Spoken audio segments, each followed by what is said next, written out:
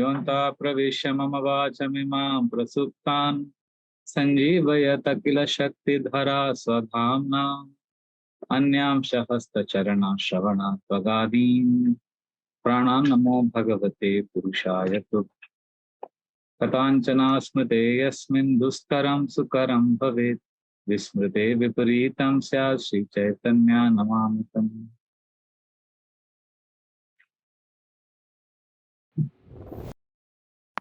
Hare Krishna. Very happy all of you are here for our weekly discussions on Srimad Bhagavatam. First canto, fifth chapter. Those online can hear me? Can hear me? Okay. So today we'll be discussing three very important verses from the Bhagavatam. The 17th, 18th and 19th verses of the fifth chapter of the first canto. So the background is Narad Muni, the guru of Vyasadeva, is scolding his disciple that you have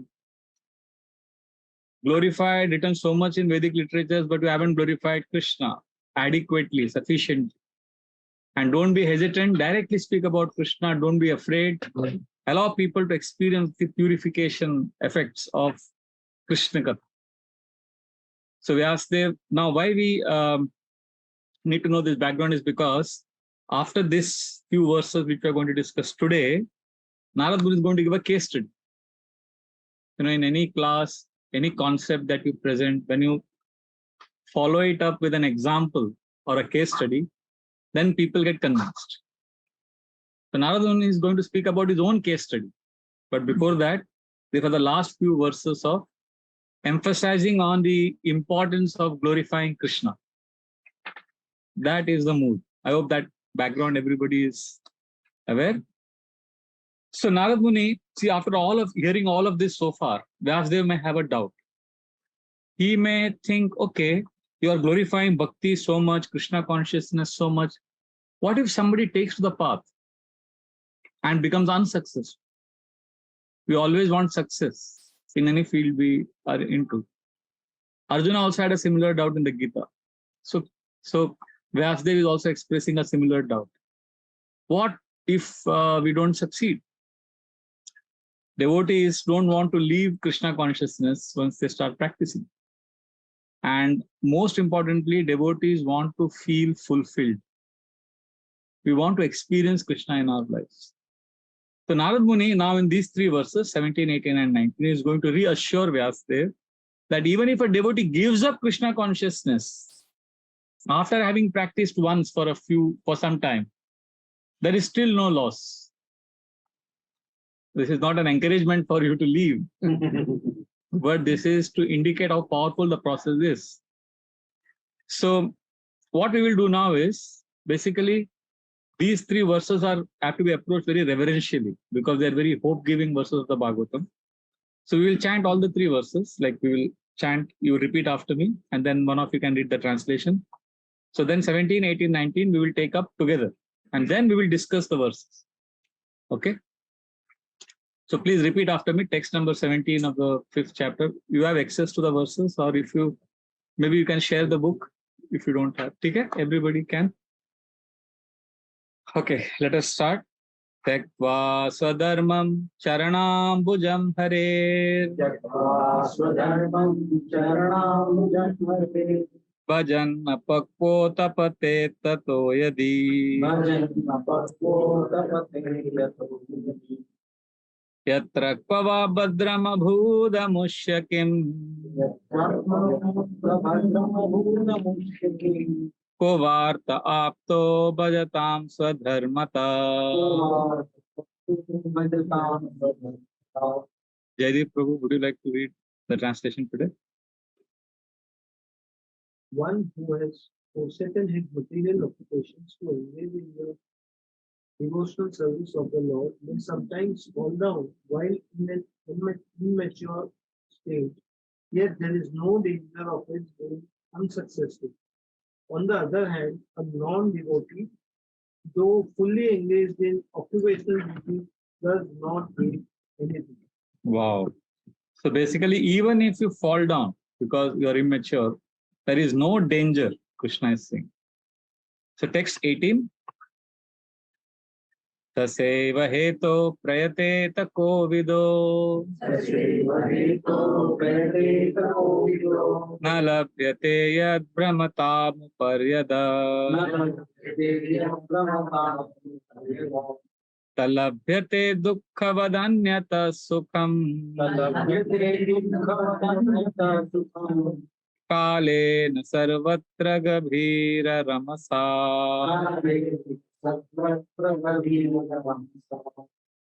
Persons who are actually intelligent and philosophically inclined should endeavor only for the purposeful end, which is not obtainable even by wandering from the topmost planet Brahmaloka down to the lowest planet Patala.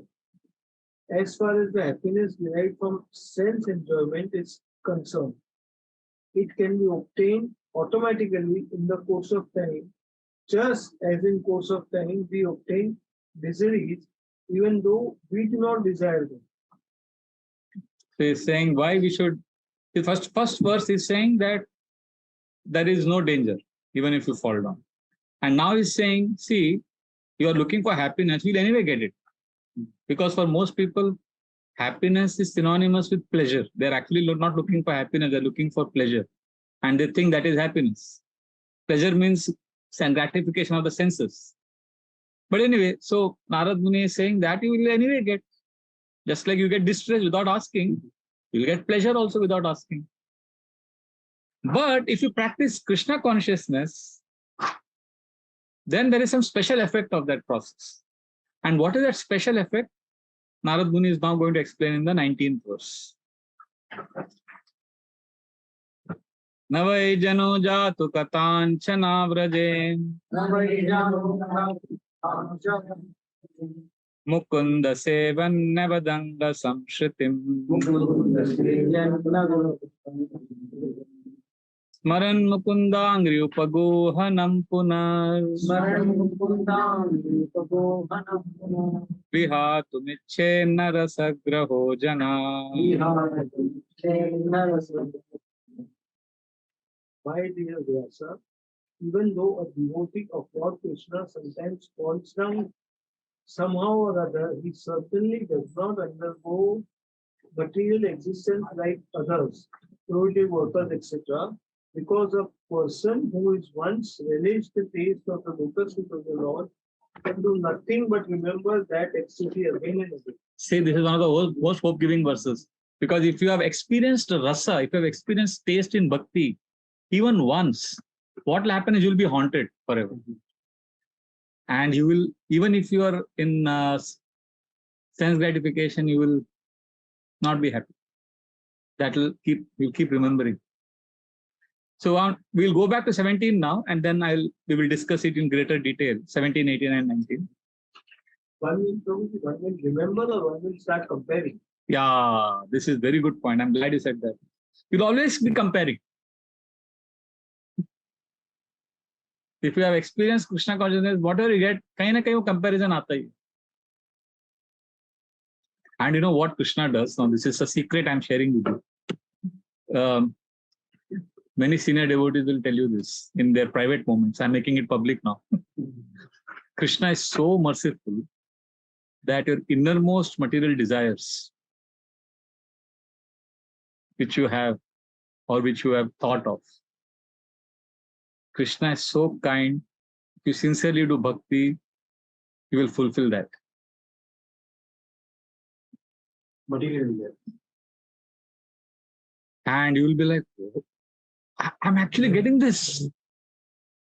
And then because Krishna loves you and you have experienced Krishna consciousness, you have practiced bhakti sincerely, after fulfilling that desire, Krishna is most merciful because he will give you the realization that kya manga maine yaar Bhagwan? What did I ask for? And it was for this that I was doing bhakti so much. I was nursing and cultivating this desire. What a fool I was. This is what a devotee feels. Means the best part about Krishna's mercy is that Krishna will fulfill your desire and then give you the realization that it was not worth it.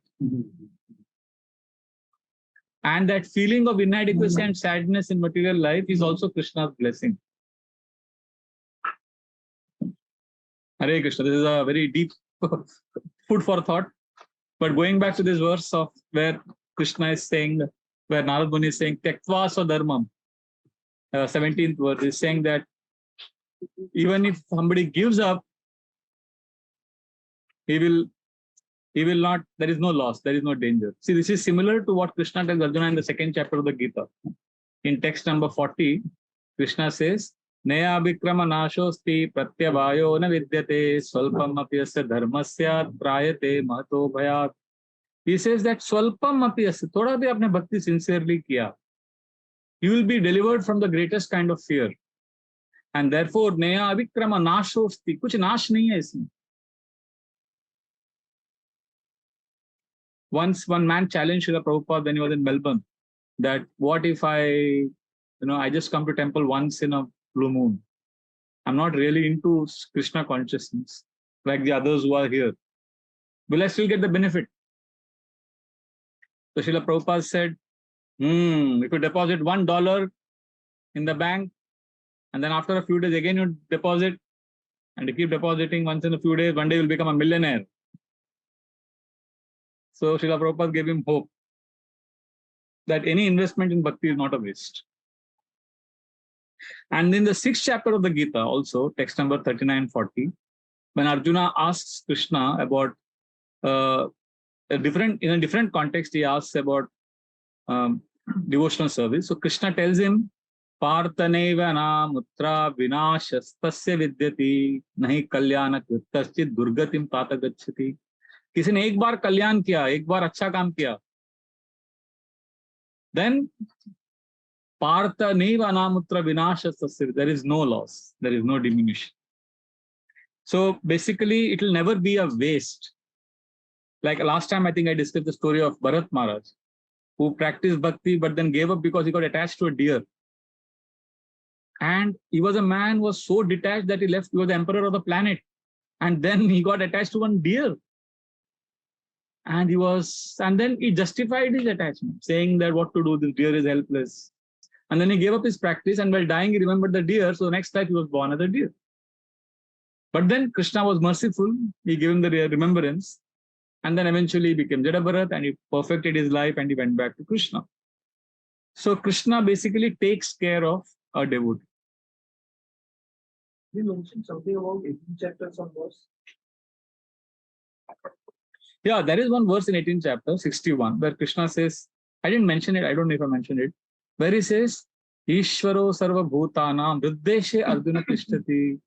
Krishna says, Arjuna, I am there in everybody's heart.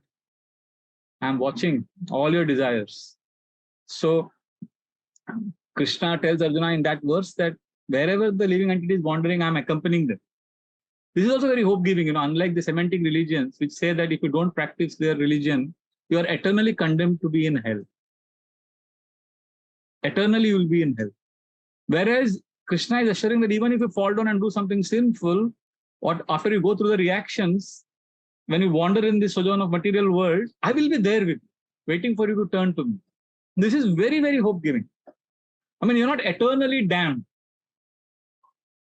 So that is the speciality, In fact, in Semitic religions, they are not only eternally condemned to hell, and even those who have done good, they're not gone to heaven as yet. You know that? They're still there. They're still in the ground, under the ground.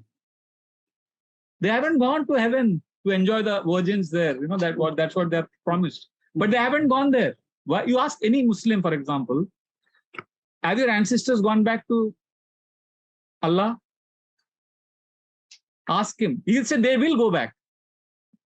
Have they gone back? No. Where are they? Under the ground. They've been buried. May I ask them, what is the next question you will ask? When will they go back? And when will they go back? Anybody knows? Qayamat ke din, on the day of judgment. Judgment day, they will go back. And when will the judgment day come? That is the next question, right? Next logical question. And anybody knows when the judgment day will come? Qayamat ke din kab aane wala hai? Two things. One of the two things has to happen. Everybody living on the planet has to become a Muslim. Then the day of judgment will come, or those who are non-Muslims have to die. That is why they're very desperate to save you, either by making you a Muslim or by. I didn't say that. So, because the day of judgment, so they are very insecure.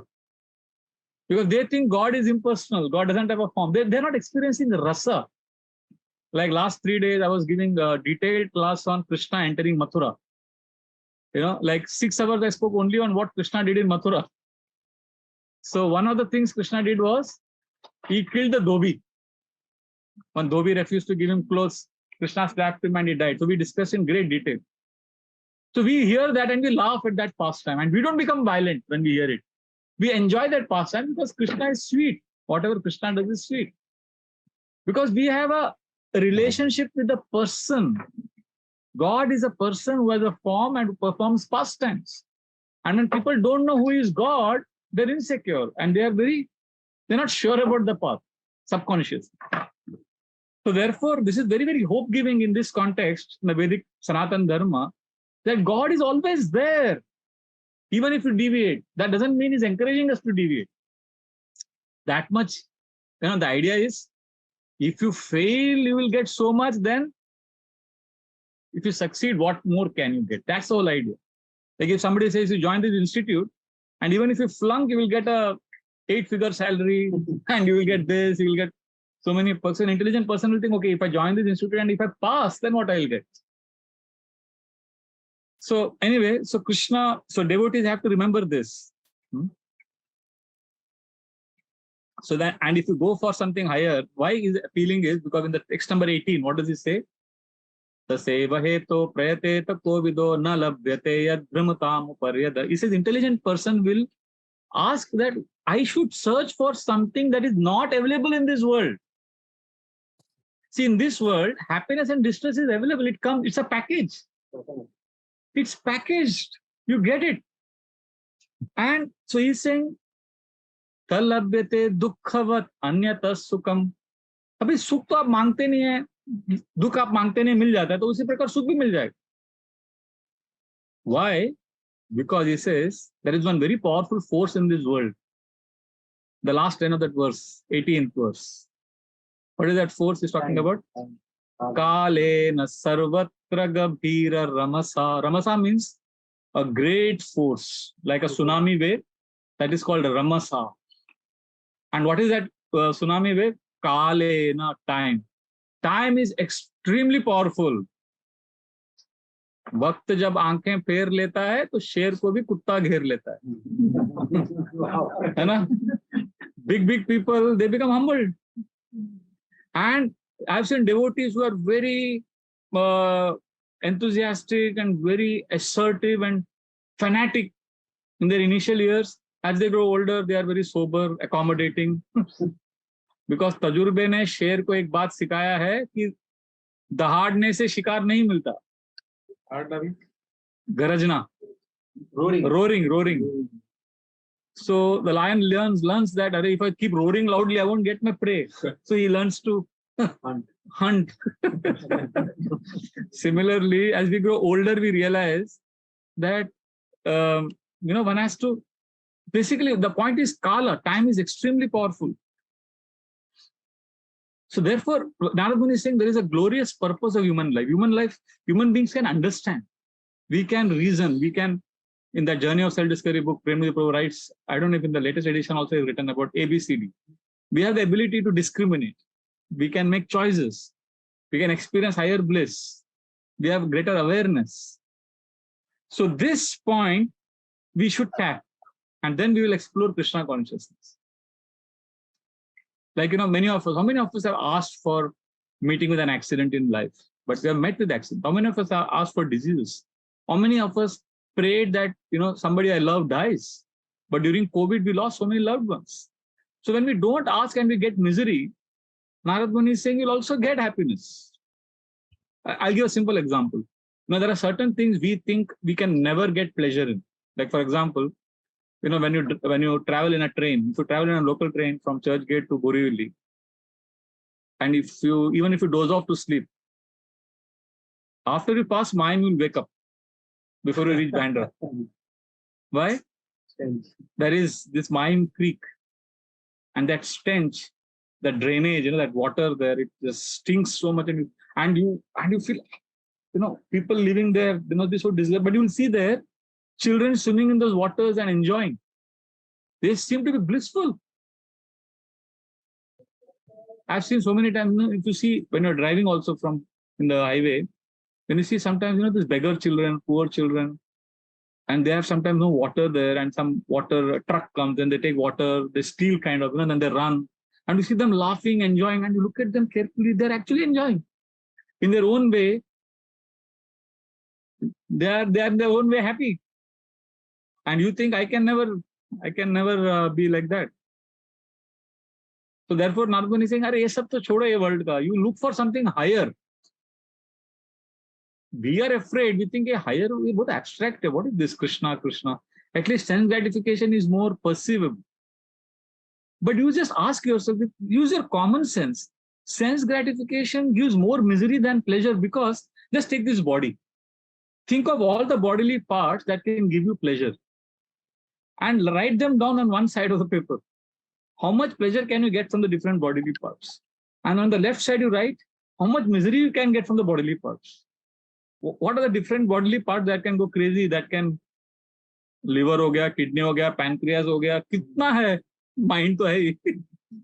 So many. You just look at the miseries you can get from this body and look at the pleasures you can get, and then you see what outweighs. A simple example, I walk here in that garden, hanging garden, and this garden sometimes without my shoes in that grass, because that you get natural acupressure, and that effect of touching Mother Earth, it's different. Mind becomes peaceful. It's very good. One day, one small glass piece entered. It was tiny thing though. And I was about to travel in a few days. The pain it caused was so intense, and I used that pain and I was trying to remove it. I didn't know where it was. My whole body was fine. My teeth was fine. My eyes were good. My hand was good. I could have celebrated saying that, wow, my hands are good. I have no pain in my shoulder. Yeah. No, but I was miserable because at one point, my whole focus was there. And then Gaur Vilas Prabhu, the doctor, and he made me sit, and then he removed, and it's not tiny, and he was showing me I couldn't see it. And after he removed it, next day I was fine. Can you imagine? Kya body hai hamara, kitna pain de sakta hai? And still we think, Krishna consciousness kitna vague. Sense gratification is there. One man challenged Srila Prabhupada that, Swamiji, what if you realize at the end of your life, after doing bhakti whole life, that Krishna doesn't exist? But then Srila Prabhupada said, no problem, we had a great time. We enjoyed prasadam, we had Krishna Katha, we had Kirtan, we danced, we went for yatras, we had good relationships with devotees. And then Prabhupada told him that, what if you realize at the end of your life that Krishna does exist? And you will get reactions for not connecting with him. So the point is, Krishna consciousness is a wonderful process. And we need to seek this. We need to pursue this. And one of the biggest myths of happiness in this world is that people talk about happiness as if it is very natural. Oh, we should look for happiness in this world. No, happiness is not natural in this world, because in this world you get natural in the sense, it's not your default setting. You get anxiety, you get stress, life is a complete package of all emotions. But we are attached to only happiness. Till recently, till 1920s, 1930s, if you read any motivational books or philosophy books, they spoke about happiness in a mood that happiness is kind of a gift that you get from universe or God for leading a virtuous life. And you may be happy, you may not be happy always, but life has to be purpose-centered. That was the whole mood. But only in recent times, in the last 40, 50, 60, 70 years, the focus has been that happiness is my birthright and I should have it now, here. So this has caused a lot of misconceptions. And this has also made people artificially pursue activities, thinking and hoping that they will be getting some happiness. And actually their life is more abstract and more vague. Big market for anxiety. Hey, it's a fact. See, to expect only happiness always is being very unreasonable. Unless we learn how to embrace pain, no, we can never be happy in life. And nobody teaches us how to embrace pain. People are teaching us to escape from pain. Like, if you are feeling some deep pain, try this experiment. Generally, what we do when we are in pain, we are just 3 seconds away from relief. 1, 2, 3. So you take it's a painkiller. This is a painkiller. And it numbs your pain of the heart, wounds that you experience in relationships. And then after some time, it comes back with interest. Because just like in addiction, a drug addict takes this much amount of drugs to get this much pleasure, then eventually has to increase the dosage to get the same amount of pleasure. So you are getting a dopamine kick by some notification, some 3 or 4 notifications give you that kick. Eventually, you'll need 50 notifications to give you that same amount of kick. That is called addiction. So try another technique when you feel pain or you feel lonely or sad. Then you try something like this, which from experience I'm sharing. Just sit with it. Sit with it मतलब आपको ऐसा nature के सामने, आपके घर में, room में या बेंच में बैठ के बाहर देखे, just sit and say I'm willing to allow this pain to exist. रहो, कुछ मत करो. It requires a lot of hard work to do nothing. People say, oh, what do you mean do nothing? I have to do something. No, just relax. So then you feel liya pain ko, and then you do other things. Bhagavatam padho, jo bhi padho. You'll feel more peaceful. जहर मरने के लिए थोड़ा सा, जिंदा रहने के लिए बहुत पीना पड़ता है ना? So poison, you need very little to die. But to stay alive in this world, you need a lot of poison. You have to drink. ऐसा. Oh, halal, Bhagwan Shiv ne piya. So what we do generally is we try to run away from pain. And we have the whole world is encouraging, and that's why we are not happy. So we are miserable. Krishna consciousness also we are not practicing. And these things are not giving us happiness also. We were drinking, we don't go away, but drink it, don't go away. What does the painkiller do? It just distracts your mind for that time. That's all. The pain, can you drink it? You sit there, okay, accept it, but doesn't go away. No. Oh, it goes away. How? It's eye of the storm is peace. There is peace. वो बोलता है ना, क्या बोलते तू? In the eye of the storm, there is. So you will feel peaceful in that pain unless we learn to live with that pain, and then you can offer it to Krishna for healing. Unfortunately, right now when we come to Krishna, we don't even know what to pray. But when you're aware of what is happening, when you're connected, then you are able to pray better, more meaningfully. Krishna, I'm in pain, and I accept it as your mercy. Tattenu Kampam, 10th canto, 13th chapter. This is a very famous verse on which we always give classes. But we don't practice it. Practicing it means telling Krishna, Krishna, this is what is coming to me because of my own actions, and I accept it. And now do something about it. Krishna, please do something. In pain, I am yours. Huh? In pain, I am yours. Please, there is one lecture of Srila Prabhupada. He says, what does prayer mean? He says, prayer means 3 words. Please accept me. Now, sometimes we think I have to become perfect devotee. I have to become pure devotee. I have to become free of all desires. Wait. Krishna doesn't wait for all of that. Whatever you are right now, just tell Krishna, Krishna, please accept me. And you are Krishna's. And you feel that love. You feel Krishna's embrace in your heart. I heard something very good. Batam.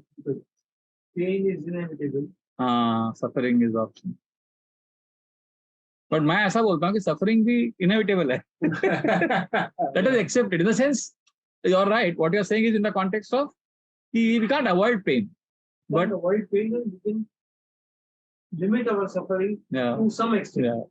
I am questioning the attitude we have often that, pain is bad, suffering is bad. इस दुनिया में रहना है ना, तो suffering को भी, see, just like seasons. Now it's rainy season, then there will be winter season, there will be seasons come and all seasons come. That's how life is complete. Similarly, there will be suffering, there will be pain, there will be happiness, there will be anxiety. You ask, I've seen in my program, I've been preaching for last 20 plus years, and I've seen the young boys that preach to get married eventually, become parents. Now their children are, becoming teenagers. And I've seen the transformation, I've seen after marriage, these boys coming and saying, Prabhu, my wife is in depression, postpartum depression, they don't know how to handle. And then after some time they have a child. Then I see their faces are glowing, because to have a child in this world and to see the child growing is such a beautiful experience. And then you can see you can see their journey from a neutral perspective. Kaisa journey dikhta hai. Young, wild age, then stability, job, then marriage, then responsibility. And then when children come, I've seen this boy, they're coming, Prabhuji, our wife ka relationship bahut badal gaya abhi. They have to renegotiate the relationship because suddenly the husband realizes, I'm not the most important person for my wife anymore. So the life is composed of so many things. And we just focusing on pleasure and happiness, then we are cheating ourselves of rich experience that is available. So Narad Muni is saying, "Arey, sab theek hai, tum bhakti karo, ye sab aayega jayega." He's saying, rise above this. So life, there is a package called life. It includes everything. And don't take too seriously your distress, because it will go away in some time.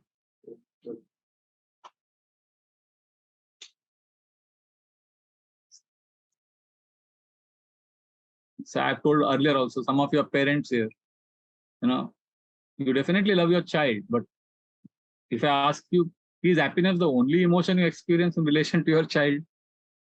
You would say no. What are the different emotions you experience? Anxiety, stress, anger, frustration, and also happiness sometimes. I say life hai. And even devotees, unless we understand that, if you are practicing bhakti because, I have to be happy, then we will be deprived, because bhakti is all about making Krishna happy. This is again a very important fundamental difference in religion. Semantic religions and Hare Krishna. In all other religious paths, God exists because I have to become happy. God exists to make me happy.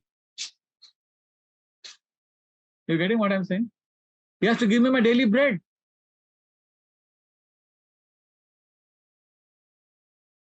And in Hare Krishna, the devotees are providing Krishna. Mother Yashoda is in anxiety that Krishna is not eating enough. Our religion ही अलग है. This is very, very subtle point, very deep point. तो देने वाले भगवान नहीं है कृष्ण, लेने वाले भगवान. We have to give ourselves to him. And that is when we experience deep happiness, deep contentment, which is beyond sensual experiences. Okay, our question is, see, many religions like Christianity and Islam, they'll say, what does God do? God is solving problems of the world. God is helping people. God is giving our daily bread. God is taking care of me. It's belief in God, service to God, but it's all about I. Whereas in Krishna consciousness, we are saying, our Janmashtami lectures I gave, it was all about Krishna. Why did Krishna smile at Kubja? There are 10 reasons for that. Why did Krishna put his fingers on her chin and make her straight? There are 8 reasons for that.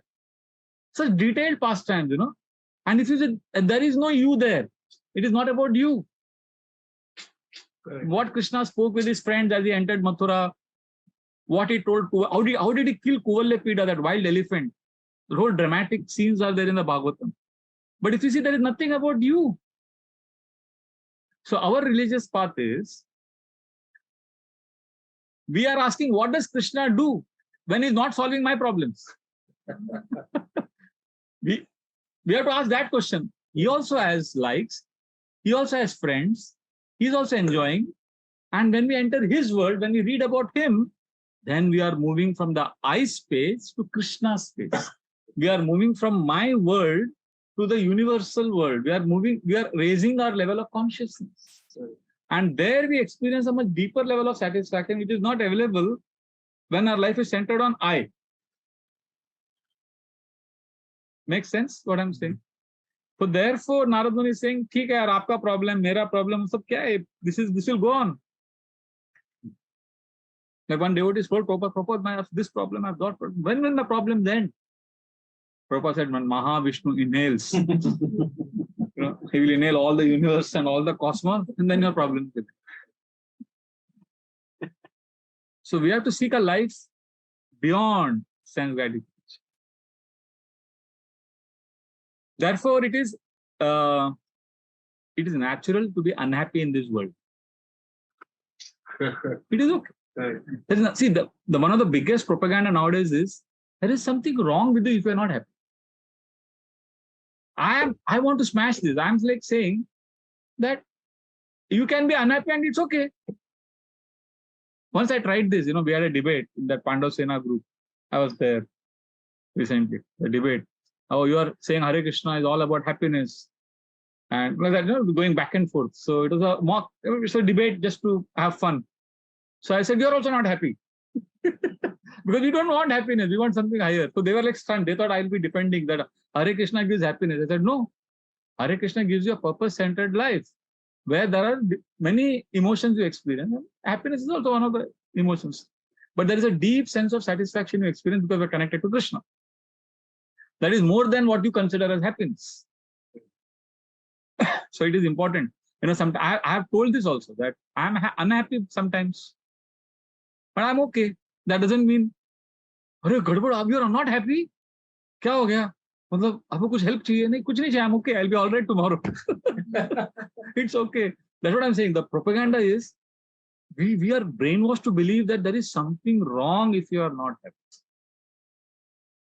So that's why we are not sober, na? We are always agitated. Everything is provocative nowadays. Even news.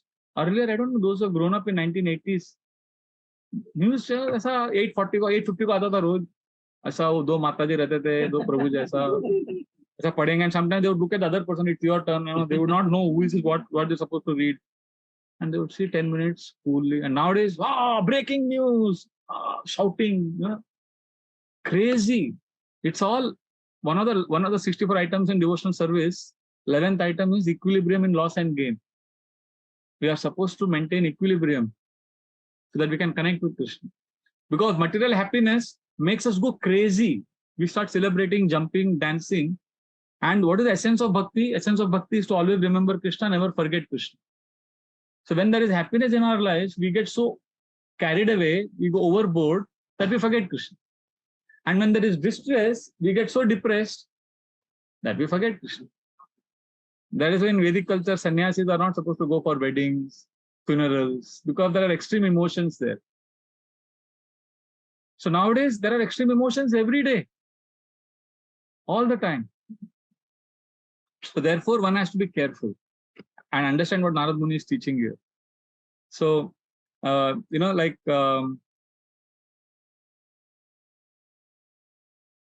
generation nowadays is obsessed with this concept of happiness. So therefore, scripture teaches relax. It's okay to be unhappy. This verse, Taseva Hetu, 1.5.18, is an amazing verse where Narad Muni is dismissing this quest for happiness by saying it's okay, happiness will come, just like distress. I don't know if you've, this Babulnath temple, there is a steps that takes you to Hanging Garden. If you ever climbed that, anybody?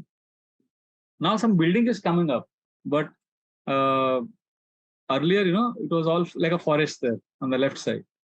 When you reach the top, you can see the entire Queen's necklace, that entire chopati, and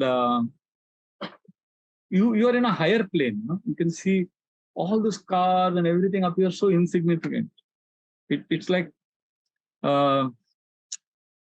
everything, because everything it doesn't mean anything to you.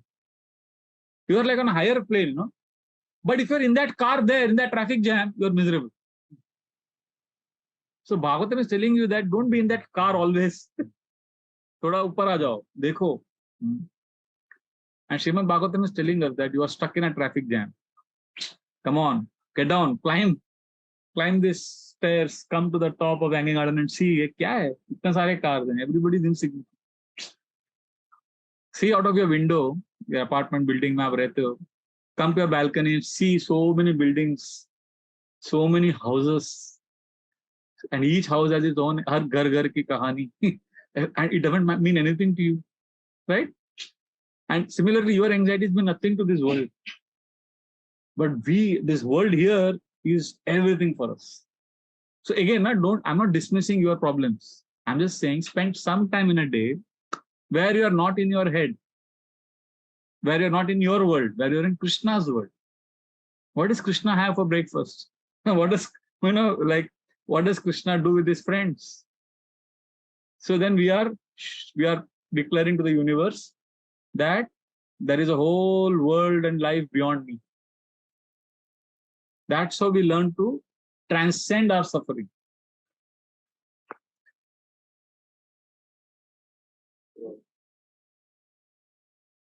Many of us, we can't imagine a life beyond ourselves. So self-centered, no? No? All the time.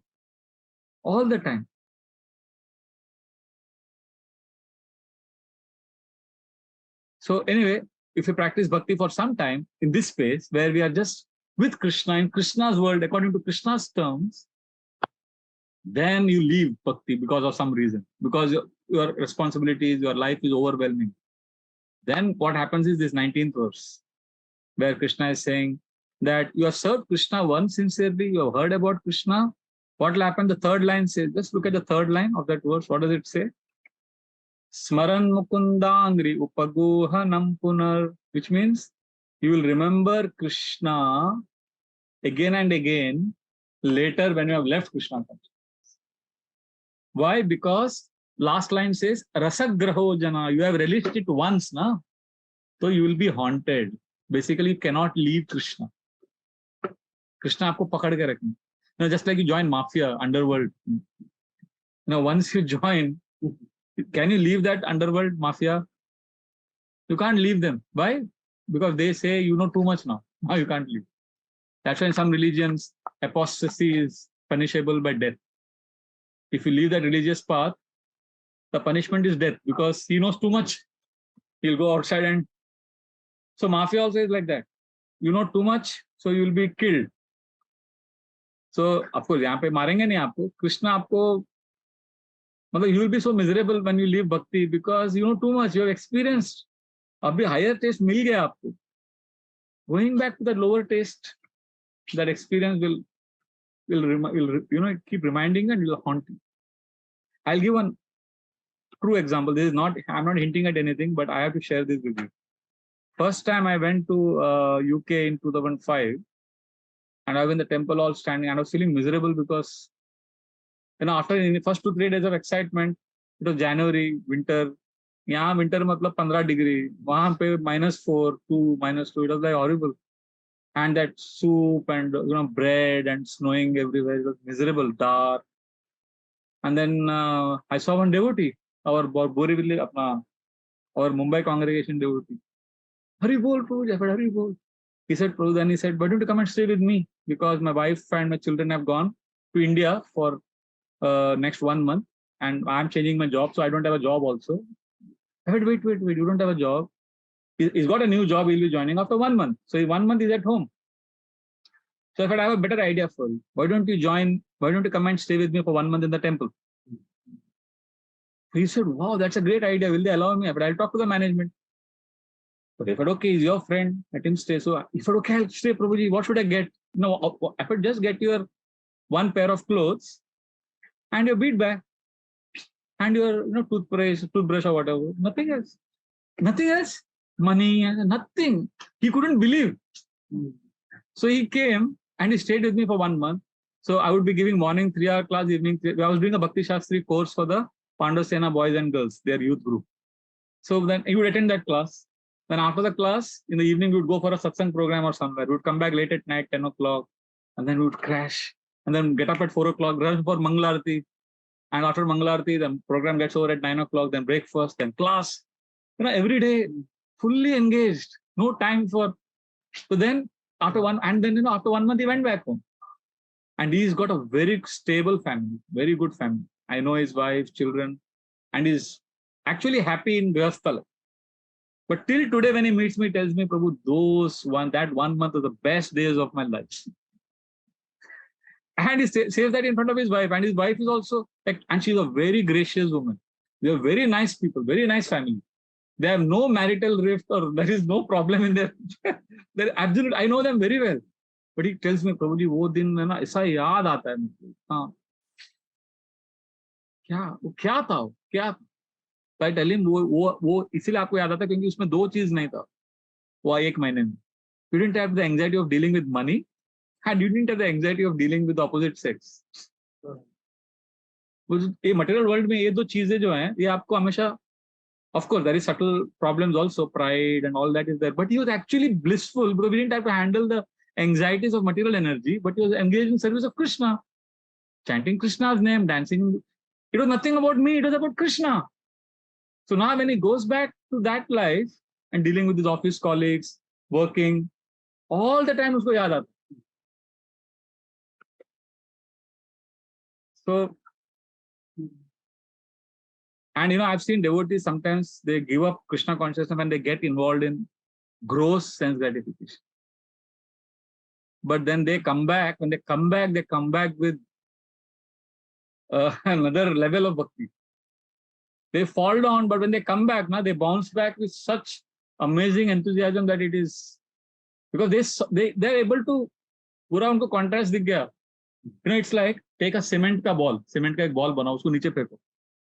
First, it's just, but you take a rubber ball and you throw it on the ground, it goes up. Similarly, materialistic people, when they engage in sinful activities, they go down further and further because they have no higher reference point or experience to kind of compare with. But for a devotee, when he falls down also, this is what Krishna Narad Muni is telling us, that there is no loss because they are like that rubber ball. They will bounce back with greater vengeance, greater force. So therefore, because they can see how hollow it is. In fact, in one purport, Prabhupada says a devotee is forcibly dragged to success in Krishna consciousness. This is not again to make you complacent. Oh, okay. No, Krishna will forcibly drag me, so let me just relax. No, we have to work hard. It is just, see, these are the verses. They are meant to give us hope. They're not meant to, see, our entire process is what? Bhakti is the whole process of making those who are deeply wounded and afflicted, make them comfortable. So I'm assuming you are also wounded by material energy. So we are speaking all these verses to make you comfortable. The Bhakti philosophy is, it's two ways. One is, those who are afflicted, comfort them. And those who are comfortable, afflict them. Tell them about how self-gratification is miserable. So right now, people are suffering. So tell them, no, Bhakti karo. Koi acha hai, Bhakti mein sab acha hai. I'll give an example in US. Radhika Raman Prabhu was telling me, is Ravi Gupta, very senior devotee, that one of the devotees in the temple, Brahmachari, was doing deity worship, seva and all of that. And then because of the illusory energy being strong, he left. He engaged in sense gratification and he left Bhakti. And then he went and he was working in some place. After 11 or 12 years of working there, one day these people in his workplace, they all said, have you heard of Hare Krishnas? And he was like, yeah, I know it. And he had stayed in the temple for 15 years. That's a long time. And after 15 years, he left, and then 11 years later, like this is around when he was 43 or 44, when his office colleagues are saying that, do you know about Hare Krishna? Yeah, a little bit. And then somebody else said, yeah, Hare Krishna is a great place. There's a temple here, they have a Govinda restaurant and all that. So then they said, let's all go there for an outing, all the office, all the team. And he said, yeah, you all go, I won't come. No, you should also come. And then one of them said, hey, he was in Hare Krishna earlier, you should also come. He said, no, I can't come. But they all forced him. He said, okay, but I won't come inside. Okay, because I have some issues. I'll be in the vehicle, car. You guys go inside, and after 2 ghante mein ho jayega, then you come back. But they said, okay, at least he's agreed to come with us. So he went. So then they all went inside, and he was sitting in the car, and andar temple mein kirtan chalu ho gaya. That he was hearing a little bit, and then that fragrance, that ether, that space, that energy. He said, okay, let me just go in the courtyard of the temple. And just let me slowly nostalgic. The memories were coming back, but he was still in like, no. Their management has cheated me, all that, whatever. The external world has a lot of issues. So sometimes we take them so seriously. No. And then something happened. Somebody said, hey, do you know this? Something happened. And then he landed up, he was outside the temple hall. अभी temple hall के बाहर आ गया है तो then फिर चलो अंदर जाए चले जाते and when he came to inside the temple hall he was like fully overwhelmed, but he resisted, he controlled his emotions, and he looked at the altar. The pujari was doing arti and he had just taken the chamar, and then this man was earlier a devotee, was also once upon a time doing arti and chamar seva. So when he saw the chamar, he just broke down. He just couldn't take it. He started sobbing, crying like a child. And all his friends and colleagues came. What happened? Then he sobered up. Then they said, okay, kya hua? Then he told them, ठीक है, अभी आप लोग जाओ. And he stayed back. So Radhika Raman was telling me that he stayed back. And then he continued his devotional service. So this is a really dramatic example. See, I don't know if I wondered. Sometimes, we are practicing bhakti, and sometimes some boys or they come for our program, and within 6 months, they take up the process so naturally and so fast. Like I've seen one boy join, I was preaching to him in some college, and then before I realized, he joined and he memorized the whole Gita, Bhagavatam, and I was like, wow, and he advanced so much. Why? Because last life we had come up to 98%. Krishna consciousness, unfortunately or fortunately, the passing mark is 100%. It's not 35%. But the advantage is, in the outside world, in your exams, if you get 30, you flunked. But next time when you give exam, you have to again get 35. In Krishna consciousness, although the passing marks is 100, but if you get 70, next life you begin with 71. That's a very big difference. So he had come up to 98. So he began this, when he came to Hare Krishna, he began with 99. So I could see, wow, he's gone so ahead. So many devotees experience, sometimes we see some devotees don't chant at all. Like I have one friend, I don't want to take his name. I know him for many years now. And he spent a lot of time with me. We go on a walk together, and he's my very good friend. He came from a program as a young boy. And I've known him for 17 years now, but I've not once asked him how many rounds he chants because I know he doesn't chant. And he also has he's a nice human being. Somebody may think, अरे इतना साल से भक्ति में माला करता है कि नहीं? Like sometime in the class I asked, how many of you are chanting 16 rounds? He doesn't raise his hand. So I think 17 years is coming. And sometimes I say, anybody chanting 4 rounds? I see his hand sometimes. So that means after so many years also he's not chanting. And some people, they come within 1 or 2 months. And there's one boy in a program, within 3-4 months, he started 16. Now he's a brahmachari in Vrindavan, and he knows all the Vaishnava bhajans, everything. Because then I realized his background, his father is a sannyasi, his grandfather was a very big, devotee and all that, Ram Katha. So there's a connection, samskaras, past life, and he's going forward. But we should not be afraid. What Narad Muni is saying here is, whoever you are, wherever you are, Krishna consciousness will not go waste. And it is simple like this. It is like grass. If there is wet grass and you put fire on that, will it catch fire? But something good will happen. What will happen? It will dry. It will moist. It will become moist. And if you have moist grass, if you light fire, will it burn? Okay. But it will become dry. And if there is dry grass, if you put fire, immediately burn. But there has been benefit for others also. It may not have caught fire, but kuch to aage badhao. The Krishna consciousness is fire. Some of us are wet grass. Some of us are dry. Some of us are moist. But process is perfect.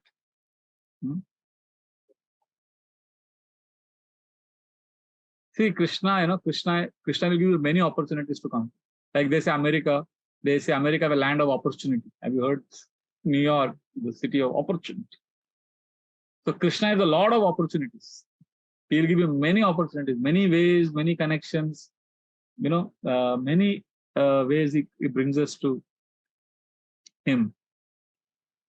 So let us be connected with Krishna. And these three verses are the foundation of the next example. Because now Narada is going to give a case study now. So I request you, we have taken 16, 17, 18, and 19. So 20, 21, 22, I would request you go home and read them. And then next time when we meet, we will directly start with Narad Muni beginning his case study, his story of past life, to explain how there is no loss in Bhakti and how Bhakti protects it. But I'll right now pause here. If there are any questions, we could take one or two questions for another 5 minutes.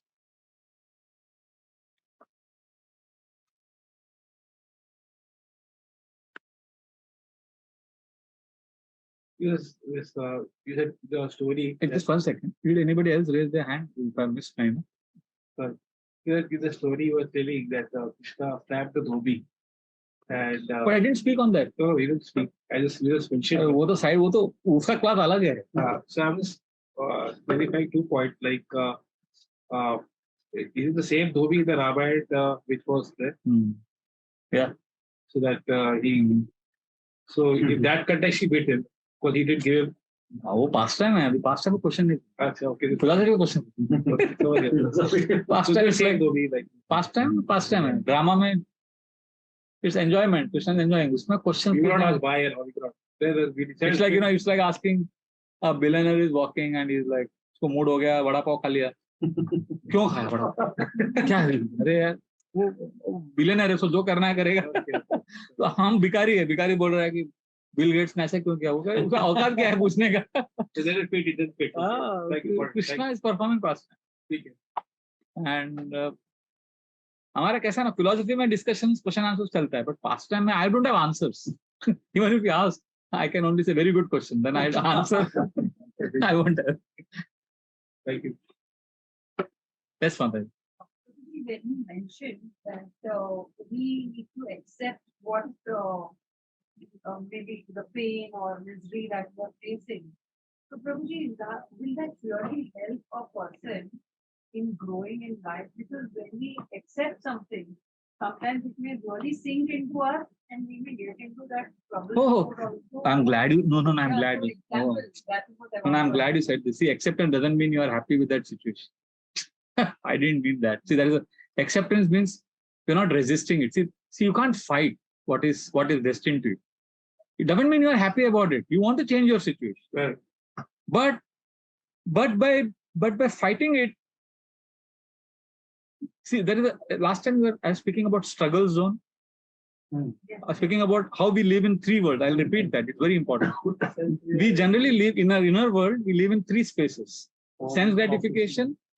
Sometimes we are thinking of enjoying sense gratification. Sometimes we live in the space of struggle. What I'm saying is, why not spend some time in the space of surrender, where I'm not resisting what's coming to me, what's destined to me. I'm just accepting it. Krishna, I'm yours. I accept this. Then that gives you the strength, because when you take in pain, you become resilient, you become strong, you grow from it. And you also have to work on changing your situation. We think acceptance means resignation to your fate. And we think I have to either accept or fight. I'm saying accept and fight. I'm not saying accept or fight. Accept your situation and also seek to improve it. But without acceptance, in denial, many of us are in denial. And denial is the biggest lie. It's the biggest harm, because it is the lie we speak to ourselves.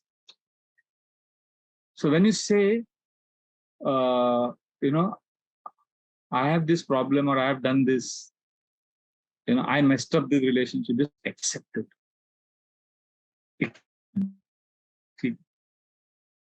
So you have punctured it, you have punctured that, I'm not able to put it in words, but you have punctured the mind's ability to blow it out of proportion. Accept कर ले तो mind अभी आगे कुछ करेगा ही नहीं आपको, उधर ही आप पुश कर दिया उसको mind को, हाँ यार मैं गलती किया, अभी क्या, now seek to improve. But without accepting, we can't improve. Denial में नहीं होता. Long run में it's unsustainable. It will keep coming back. Those patterns keep repeating.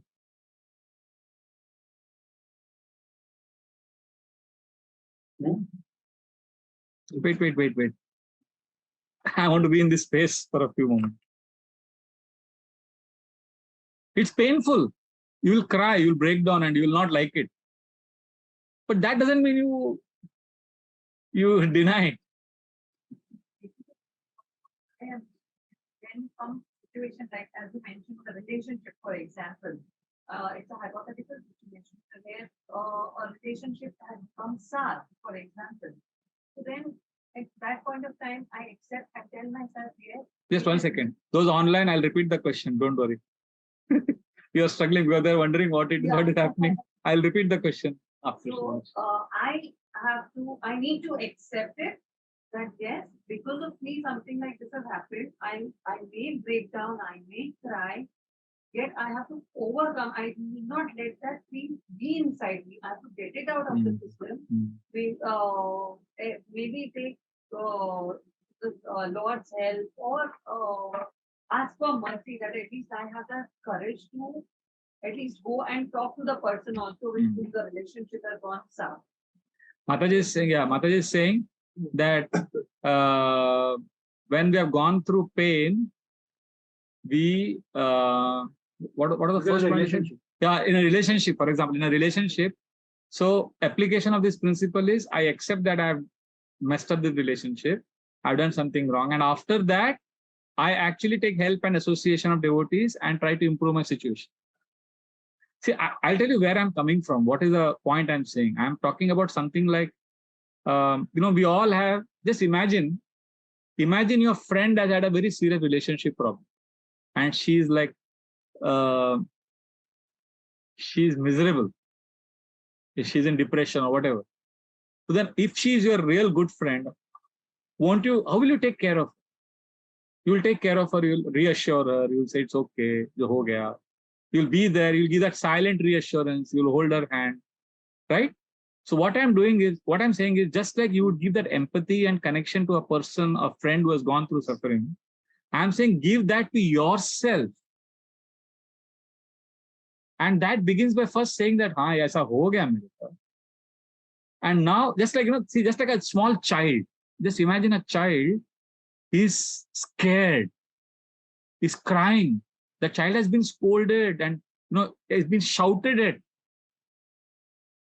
So how will that child be when the child grows up? In entire childhood has gone in only hearing chastisement. How will that child's growth be? So we all have a child within us. And for last 40, 50, 35 years, whatever your age, we've been only beating the child. So now we need to practice some self-love. We need to hug that child. We need to reassure that child within us. And that is not in denial. That is first accepting the pain and then giving love makes that child grow. That pain helps you to grow. There is a very famous book by a Dutch Christian preacher called Wounded Healer. So he was a like we are preacher. He was a preacher, and he was also teaching at Harvard University, and he went through depression, and he was a big preacher. So how he overcame it, and his realization was, it's good I went through that because I'm wounded, but I'm able to give more empathy and I'm able to take care of people. When you go through suffering and pain, you are a very good healer. You can give empathy because you understand people's suffering. And that will happen only when you accept that pain. That yes, I accept it. I'm not happy about it, but I accept it. Do you have a choice? I don't have a choice. Abhi ho gaya, I accept this. Krishna, I accept it. And now I have come to you. Please help me. How can I serve you? How can I face this situation? Then Krishna says, okay, this person is honest.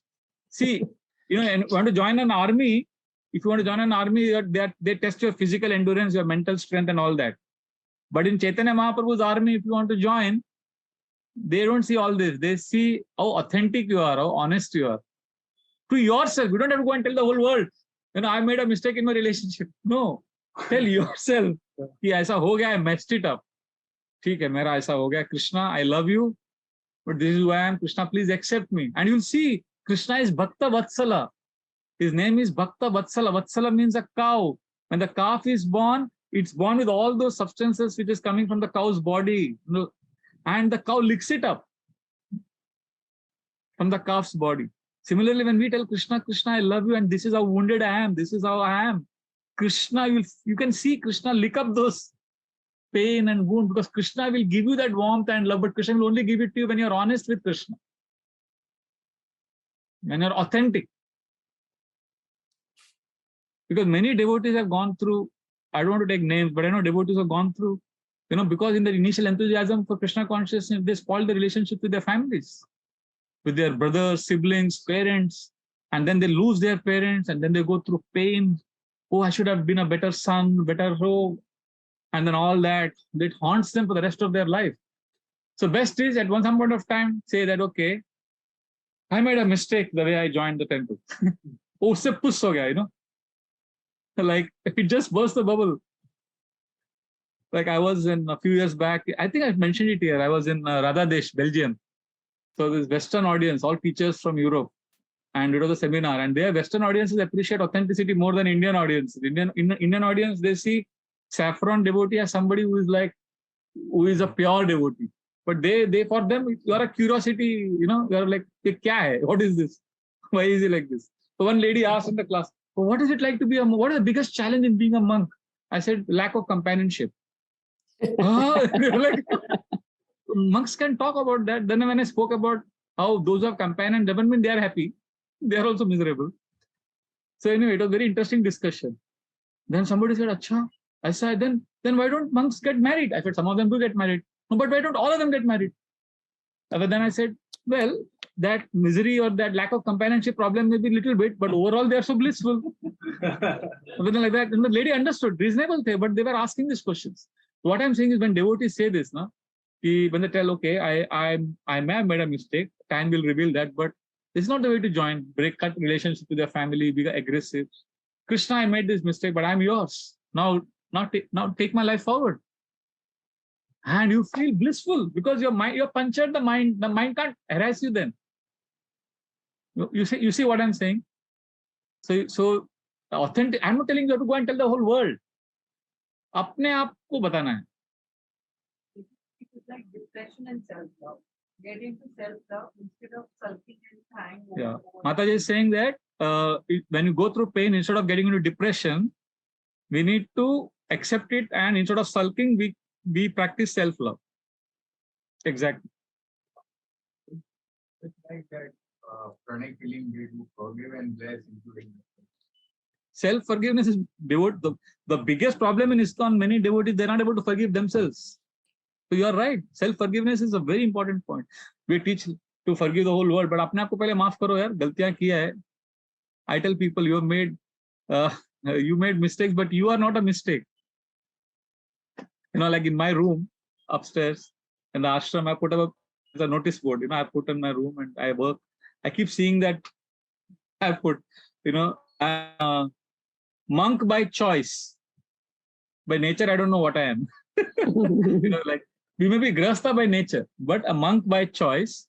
Second sentence I have written, I am not pure, but I'm sincere.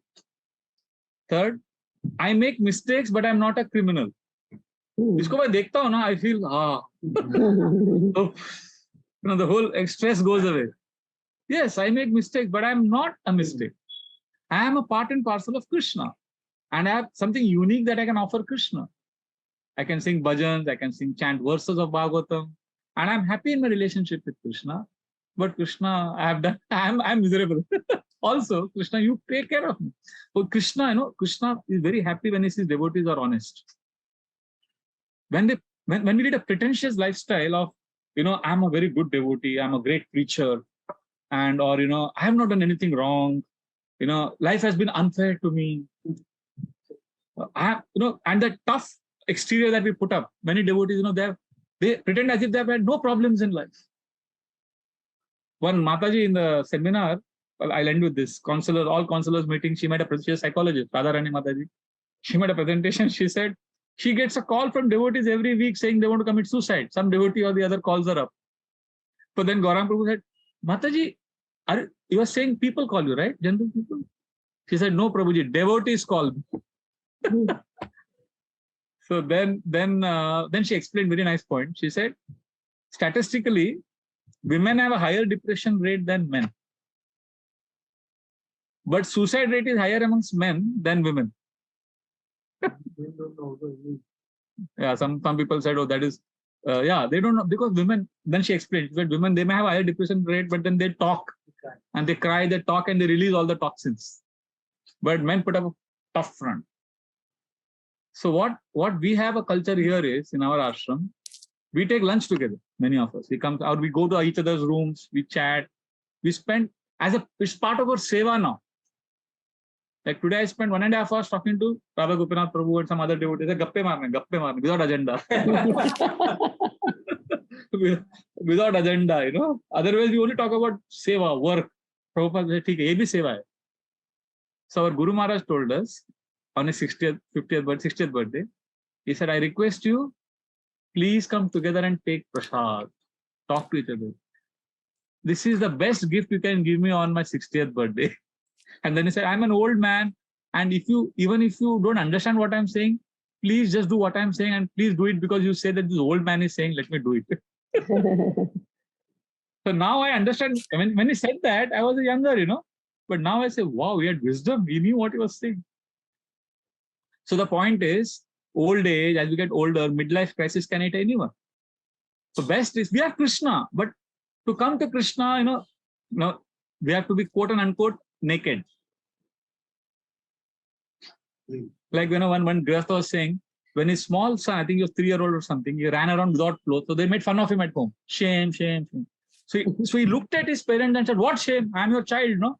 He said, my God, this is how I have to go in front of Krishna. Krishna, this is who I am. So unless we do that, we won't experience Krishna's embrace in our heart. This is the realization of all devotees who have practiced Krishna consciousness sincerely. The day they have been honest, they have seen Krishna's embrace, loving embrace in their life. Because honesty is very difficult. Very difficult. Sorry, we went on a very different tangent, but we'll discuss more next time. Thank you very much for your kind attention. Srimad Bhagavatam ki jai. Srila Prabhupada ki jai. Thank you very much. Hare Krishna. Hare Krishna.